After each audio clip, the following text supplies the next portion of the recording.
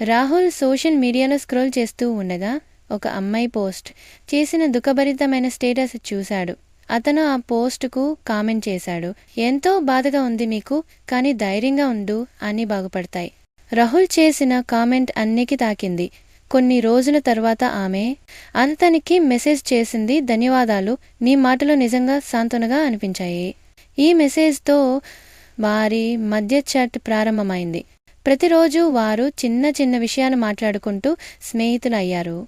చాలా రోజుల తర్వాత వారు తమ ఫోన్ నంబర్లు మార్చుకుని కాల్స్ చేయడం మొదలుపెట్టారు. వీడియో కాల్స్ ద్వారా వారు ఒకరికొకరు దగ్గరవుతారు. తన సమస్యను చెప్పుకుంటూ అనన్య కాస్త రిలీఫ్ ఫీల్ అవుతుంది. కొన్ని రోజుల తరువాత వారు కలవాలి అనుకుంటారు. మనం ఒకటి తలిస్తే దేవుడు ఇంకొకటి తెలుస్తాడు అంటారుగా, ఇక్కడ కూడా అదే జరిగింది. వారు కలవలేదు. ఇలా రోజులు, నెలలు, సంవత్సరాలు గడుస్తున్నా వారిప్పటికీ కలవలేదు. కానీ వారి మధ్య బంధం బలంగా మారింది. ఎంత దూరంలో ఉన్నా మనసులు దగ్గరగా ఉన్నాయంటే చాలునని చెప్పే ప్రేమ కన్నా విలువైన అనుబంధం ఇది. ప్రతి బంధం ముఖాముఖిగా కలిసినప్పుడు మాత్రమే పటిష్టమవుతుందనుకోవడం తప్పు. కొన్ని బంధాలు మనసులతోనే కలిసిపోతాయి. వారు ఇద్దరూ త్వరగా కలుసుకోవాలి అని కోరుకుంటున్న మరి మీరు ఏమనుకుంటున్నారో